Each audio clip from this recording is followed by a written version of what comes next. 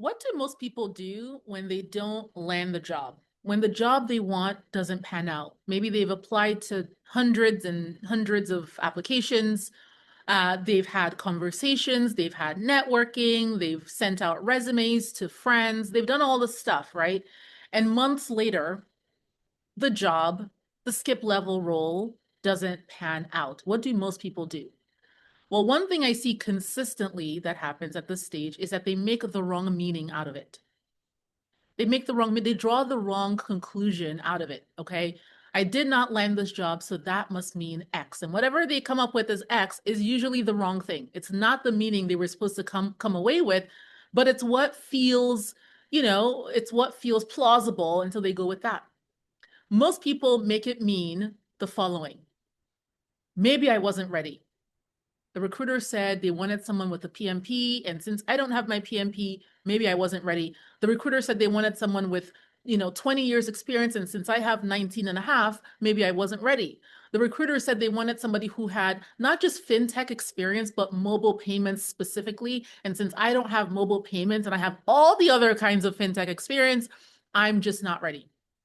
Or maybe I should lower my target. I mean, I want a skip level promotion, but you know what? I'd be okay with a lateral or even a little bit of a demotion in this market. Maybe I should just lower my target. Maybe I've priced myself out. Maybe the comp I'm asking for is way too high. And so I just need to lower that number, right?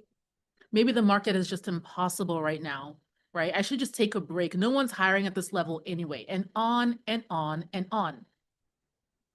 They make it mean one of these things because that's the easiest thing to reach for, right? But often, this is not at all what's going on. This is not at all the meaning and the conclusion that they were supposed to draw from it. And can you see how when you draw the wrong conclusion, it leads you down the wrong path. It leads you down the wrong strategy. But when you draw the right conclusion, then you can actually address what's going on. You can address what's afoot and then have what it is that you want. So your ability to draw the right conclusion is everything in this process. Okay. And how can you draw the right conclusion if you don't have the right data? Right? We're all corporate leaders, we're all corporate professionals. You know the importance of data. If your team member came to you and just said, I don't have any data, but I just kind of think, right? How much weight would you put on that? Would you take that to the bank? Would you go to your board and present that and say, this is what we're going to stake our reputation on? No, you would need the data. So how conclusive can you really be about what's happening in your job search process if you don't have the data, right? And so without the data, what most people do is they just keep, again, drawing the wrong conclusion, or they just keep throwing spaghetti at the wall. Let's just do more. Well, that one didn't pan out. I'll just do more of something. I'll just keep applying at random. I'll just keep reaching out to people at random. I'll just keep going on whatever interviews show up. Just being really haphazard. And the reality is you don't have time to do that. For one, many of you are actually currently employed. You're in a job, you're working full-time, you want to leave that job and go somewhere else, but you don't have all the time in the world because you still have a full life. You have a job, you have families, you have demanding priorities in your life. And for those of you who are between roles, you probably need that job ASAP. So can you see how you don't have the time to waste to be throwing spaghetti at the wall to see what sticks? You need precision. You need precision and you need data, because with the data, you can figure out what's broken. You can figure out what part of the funnel has a leak in it so that you can close that leak and have the results. This is what our clients know this very well because this is how our entire program is built. There's a process, okay? So we can very quickly figure out where the leak is happening, where something is not converting because we have our numbers, right? And the clients of ours that do the best, the ones that land that role fastest in a matter of a couple of months, they are the ones that take this data very, very seriously. Okay, so let's talk about what kind of data we're talking about here. And most importantly, what are the challenges and the pain points that you may be experiencing in your job search process? And what does it mean? What's the right conclusion here? That's really what this is about. What is the right conclusion? Right? In terms of data, it's pretty simple. You should be tracking the conversations that you're having. You should be tracking the interviews that you're having. If you're the kind of person putting in applications, you should be tracking those too. You should be tracking how many offers you've gotten, for what titles. Your weekly activity, you should be tracking that because that will give you the data. But now let's zone in on the conclusions. What are the challenges that are happening? What are you making it mean? And what does it really likely mean? Okay. All right, let's talk about the first challenge.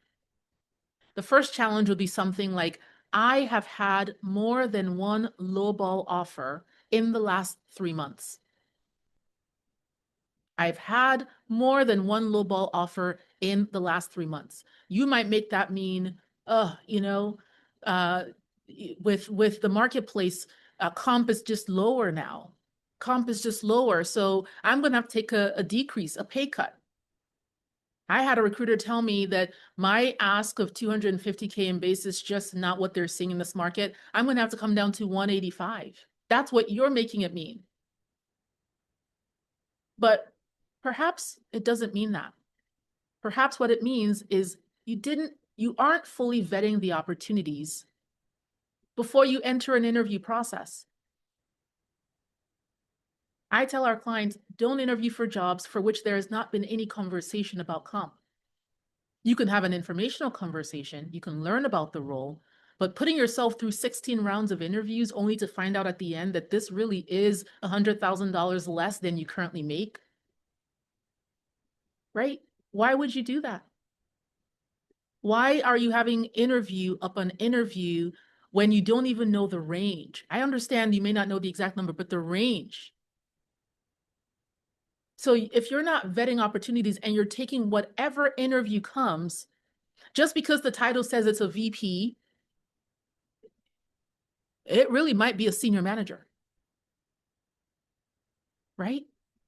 It really may not be a VP. So before you start to make conclusions about what the state of the market is or the state of comp in the market, are you even interviewing with the right opportunities? Right?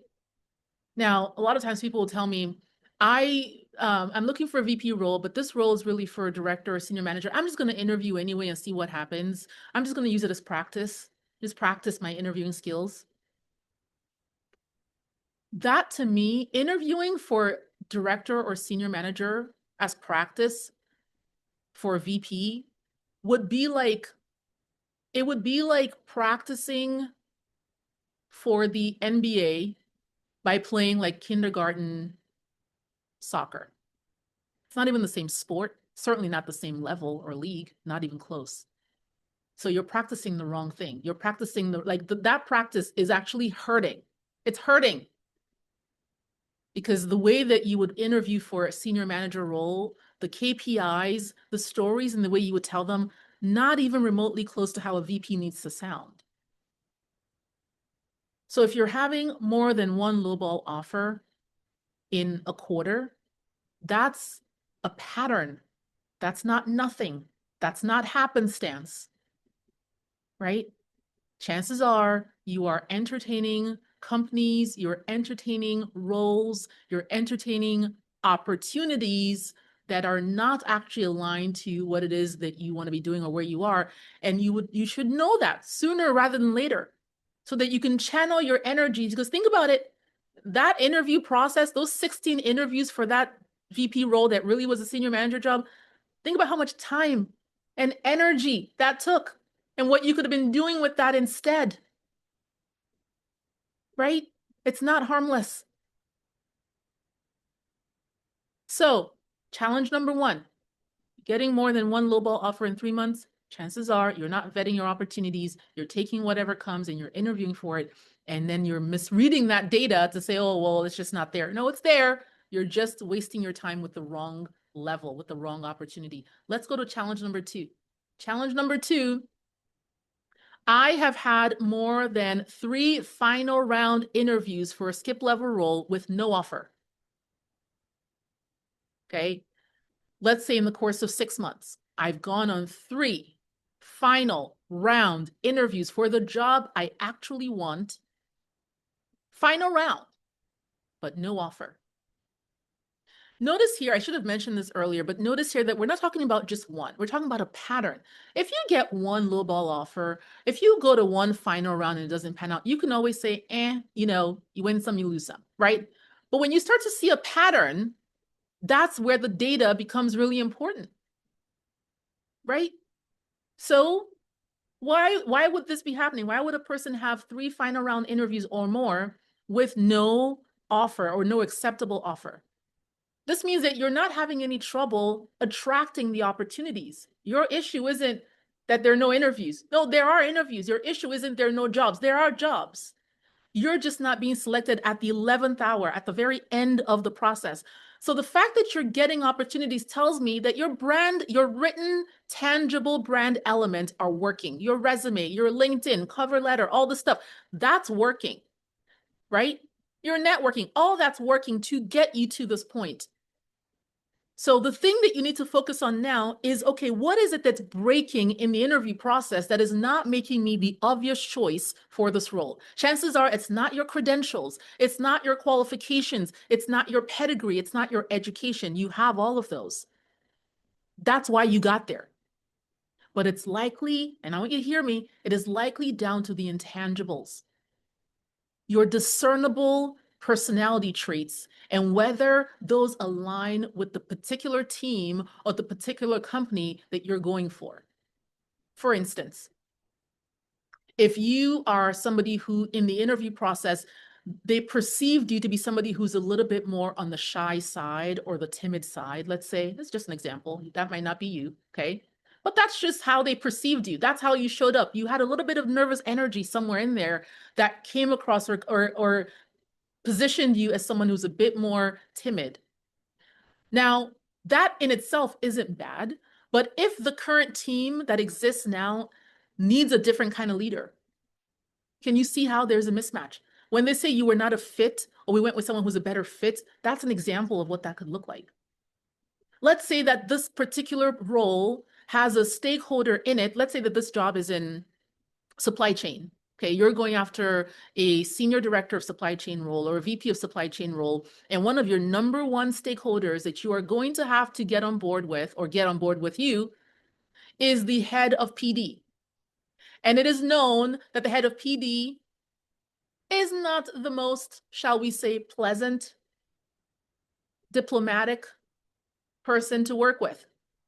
And in order to get our supply chain agenda far enough, we're going to need somebody who can go toe to toe with this person. We're going to need somebody who can actually get along with that person and get this done.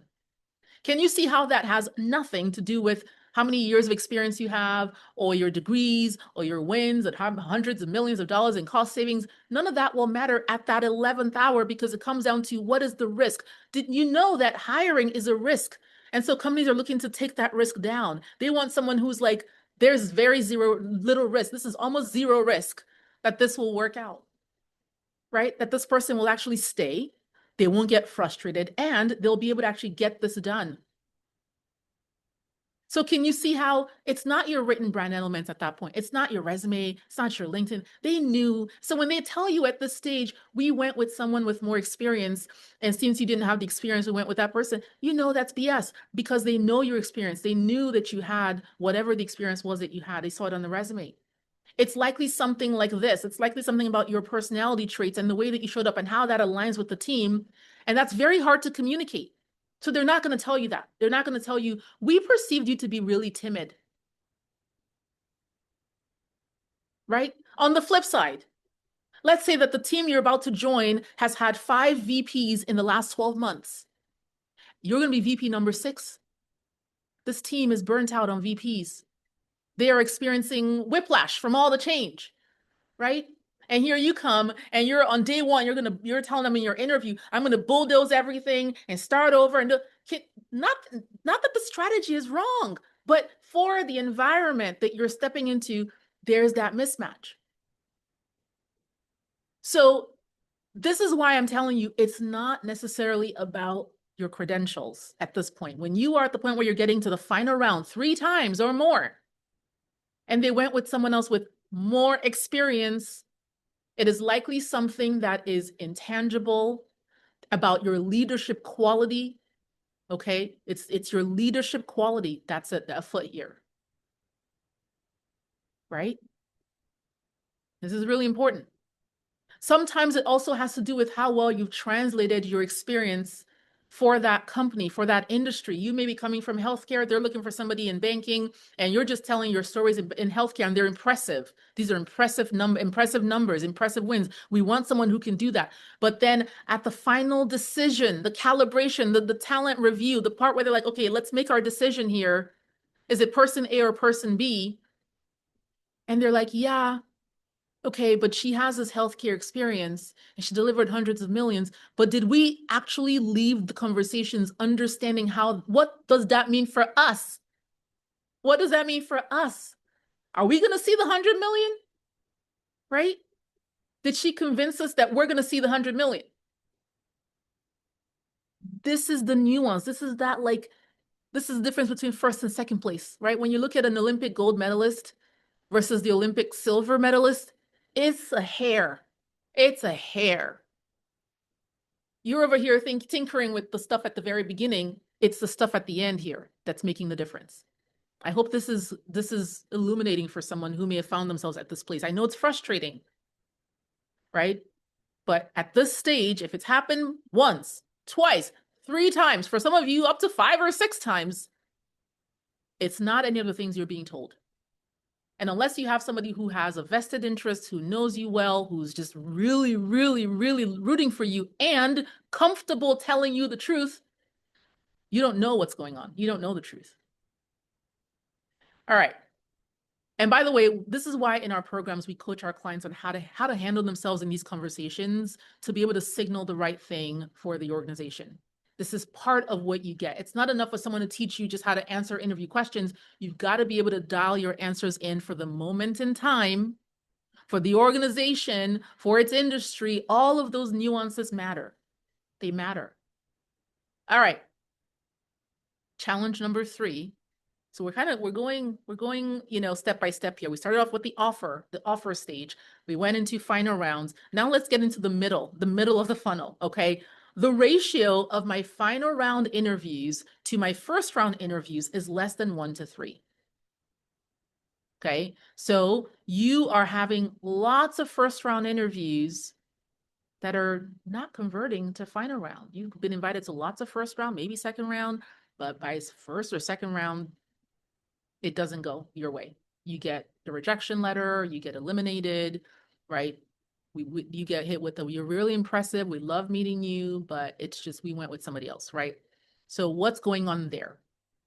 So again, remember, you're not going all the way to the final round. You're getting stopped right in the middle. Usually like round 1 or 2 is where this happens, okay?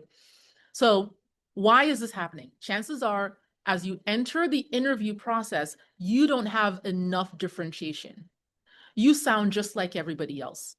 So on paper, you look really impressive. Yep, I delivered XYZ result. But so did all the other people that are coming into the conversation. This is why I tell people when you apply online, just pay attention. Look online at a job, apply, and then come back 24 hours later. Tell me what you see. You will see hundreds more people have applied for that job. And so if you are not differentiated enough, you are not going to make it past round 2.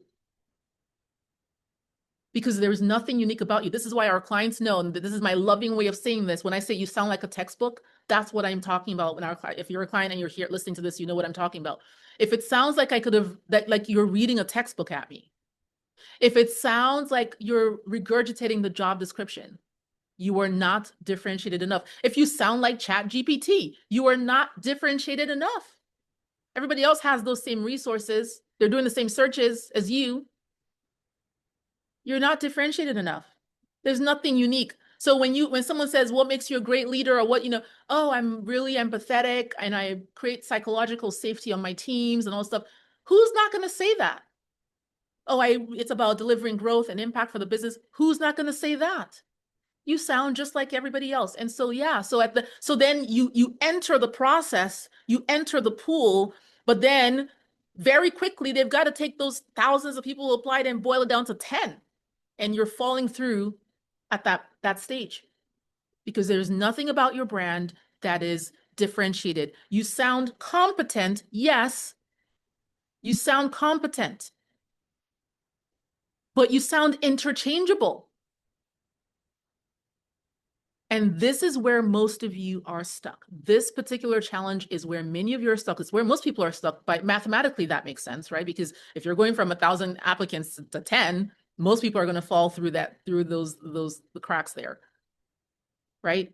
I hope you'll appreciate my direct nature here. We don't have time to waste, and I want you to have what you want, like, quickly. So that's why I'm cutting to the chase on this, and I'm not putting a whole lot of sugar and syrup on it to make it digestible and palatable. I want you to have the information. I'm really fired up so that you can have what you want. You can have the job. You can send me that email and say, Stella, I landed the job. That's why we're here. Okay, so are you differentiated enough, or do you sound like everybody else? Because that gets figured out by round 2. Round 2, maybe 3, that's where the executive presence, that's where the positioning, that's where the narrative, that's where the strategic clarity and the, like, how, whether your story makes sense, that's where all that gets sussed out. That's where that gets sussed out. And it doesn't mean that you yourself can't do the job, but you are in a bit of a competition. There are other people there. Sometimes when we go through this process, we think it's just us. Well, on its face, I've delivered X, so I should be. No, but there are 500 other people who delivered X plus a million. This is why, if you're relying on just the size of the number, for instance, this is a great example. So oftentimes we'll hear from people who say, like I'll be talking to either a consulting client of mine who is they're a smaller mid-sized company, let's say, and they want to hire an executive, and they have a couple of paths they can go. They can either hire somebody who's coming from a behemoth Fortune 500 company and bring that person over, or they can hire somebody who's built a career in smaller organizations. And increasingly, I am hearing those mid-sized companies say, we're going to find somebody who's worked for who has a career within mid-sized companies. We're going to find somebody who's had a career in startup. Why? Because even though this other leader who worked for PepsiCo or who worked for Johnson & Johnson or who worked for whatever big name company you want to think of, even though they have big numbers and they can say they delivered $500 million in year 1, the operating reality of this environment, what we need here, is a little bit different. Do you guys see that? So thinking that just stating your number, I delivered $500 million, that's going to be, their eyes might light up, but then they're going to think, well, what's the risk? What's the risk? We bring this person on. Are they going to be frustrated because we're not as far along as the other companies that they've come from? Will they actually know how to operate and lead in this environment? Right? Yeah, they may have gotten to that $500 million. They took the company from 300 million to 500 million. Great. But do they know how to go from 0 to 300? Right? That's the different thing than growing something that already exists and already has a proof of concept and already has a level of maturity.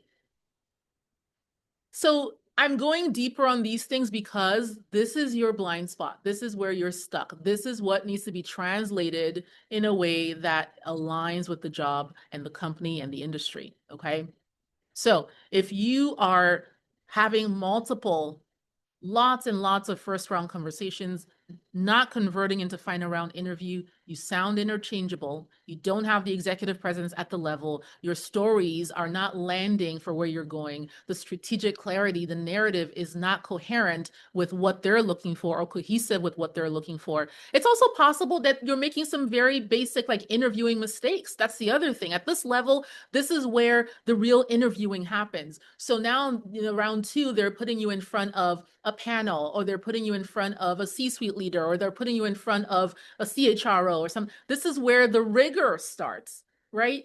And so many of you are probably under answering or over answering. You're spending 7 minutes answering a question, you're burying the lead, you're verbose. Like, this is where some of that interviewing mechanics that you don't even know you're doing, this is where it comes to bear. Okay? That's why you're not moving to the final round. Okay? And really, why is this important? there are a few questions the interviewer is thinking, the interviewing panel are thinking at this level, that like round 1, 2, 3. And they can tell this quickly. They don't need 16 rounds to tell this. That's why you get eliminated before 16 rounds. They can tell this quickly. Questions like, can I trust this person in a high stakes environment? Does this person have the presence and polish and communication style to represent this function? Will this person actually elevate the room, or will they be neutral at best? Right? Will they be able to have the influence to influence the peers at the caliber that we have here? So while you're over there talking about your stories, that's what they're listening for. That's what they're judging. And a lot of that stuff comes out in just like the conversations, the patterns. It's not just the words that you're saying, it's how you're saying them. This is why we don't play when it comes to interviewing in our program. It's why we've been so successful. We have taken all of this nebulous stuff and put processes and systems and tools behind it so that you're not guessing at this anymore. You know exactly what you need to sound like. You even know down to word choices to use, right? That's why we've done that. So that was challenge number 3. Okay, last but not least, let's go to challenge number 4. So again, we're going in order here. Offers, final round interview, first round interview, okay? Challenge number 4. I have been invited to interview for fewer than 2 first round interviews in the last 90 days. In the last 90 days, should be shorter actually, you've only been invited to interview for 2 or fewer roles of the caliber that you want. I always want to keep suffix, that suffix is important because you could be interviewing for anything. But if you tell me you want to skip level role, you want to be VP, SVP, the C-suite, those are the roles I'm talking about. Okay. I have been invited to interview for fewer than 2. Why is that happening? Because the jobs aren't there, because no one's hiring, because no one's landing VP, no one's landing C-suite, no one's landing SVP. No, they are landing them. The jobs are there. This tells me that the top of your funnel is weak. The top of your funnel is weak. That tells me that your tangible brand elements are not calibrated enough to attract the level that you're targeting, right? That could be a play here. So earlier I said it's not your tangible brand elements. At this level, if no one's inviting you, you send them your resume, it's not going anywhere. Chances are it's not calibrated enough for the level that you're asking for, okay? That could mean a number of things. It could be a resume. The resume may not be where it needs to be. It could be the LinkedIn's not where it needs to be, but it could also be that it's weak on business impact. So maybe the structure of the document's great and the words that you're using are great, but then the impact that it's weak on the enterprise-wide impact that's needed for the level that you're seeking. Okay. There could be a lack of clarity around your leadership identity. We don't really know what level this person played in. We don't know. It sounds like they could have been a manager, but maybe a VP. It's not really clear, right? We're not sure what's going on there. They seem to be a jack of all trades. They seem to be, open to work, right? We don't really know. So a great person, I like them, but and I want to help them but I've got this really important role over here. I don't think that's that person, right? That's how that's the conversation. That's the thinking. Yeah, I'm going to help them. They're really cool. I met with them and I want to help them land that job. And I'm going to keep an eye out for what might be a good fit. But yeah, that VP role, reporting to the C-suite leader on that. No, I don't think that's the right person. That's the logic. They're not saying it out loud, right? So it could be the resume, could be the LinkedIn, could be that you're weak on business impact, enterprise-wide impact. Could be that there's lack of clarity on your leadership brand, right? You could be relying excessively on online applications. If most of your time is going to apply online, most of those things are going into a black hole because I've already said this many times, right? The companies that you want to work for, the ones that can pay you $500,000 and up, those companies have a sizable recruiting budget. They are not spending all of that money on LinkedIn marketing or LinkedIn advertising, right? My company spends money on LinkedIn advertising. My little company does, but not the behemoth company you want to work for. Most of their recruiting budget is going to, partnerships, global partnerships with headhunters. That's where that money is going. Not saying they're not spending money on LinkedIn, but are they going to be spending, millions and millions and millions of dollars? Maybe not. right? So if you're relying excessively on applying online, you're going to see a disproportionate response rate, right? Not in your favor. So you could also be having insufficient networking, top of funnel, right? So maybe your LinkedIn is great, your resume is great and all that, but the networking, the conversations that you need to be having with people, you're not having. You're not reaching out. You're not having conversations with them because you're in your head about reaching out to someone that you haven't talked to in a while or someone that you don't know. And when you do reach out, you're not saying the right things. Okay. And then when they do connect with you and you do speak with them, you don't sound the way you really should. So now it's raised questions about your leadership identity for the role that you're asking for. And so they do that thing of like, yeah, let's stay in touch. Yeah, touch, I'll help you, but not for this job that I actually have. Oh, we have nothing right now that's at your level, but I'll keep you in mind. But a person who's really compelled, a person who's like, wow, that person sounds really sharp. Yeah, that person has a strong pedigree. Yeah, that person, even if they don't have anything, they're going to stay in touch with you. They're going to put you in touch with their colleagues. They're going to ask you to connect with their HR and stay in their portal in case there's something that comes up. There are some behaviors you will see, even if there's no job today to be had. Right?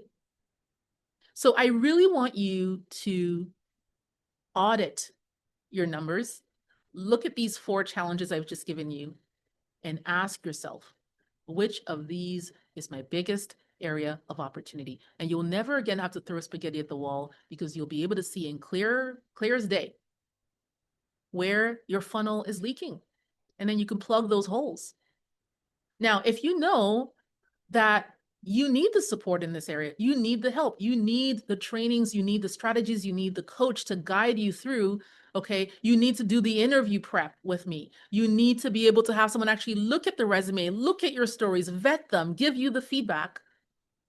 That's exactly what we do all day, every day inside the Career Catapult Executive Coaching Program. So if you are ready to take the guesswork out of this, to take the trial and error out of this and make this something that you actually land, right? I mean, I want you to picture it. You see your name and it says VP of blah, blah, blah, SVP of blah, blah, blah, chief blah, blah, blah. If you actually want to have that experience, then join us. Go ahead and apply by visiting cycprogram.com, cycprogram.com. Fill out our application and let's begin the process so that you can land this job once and for all. Thank you so much for being here. I hope that you found this illuminating and that you will now take a look at your data, make those necessary changes so that you can have the outcomes that you desire. We'll see you soon.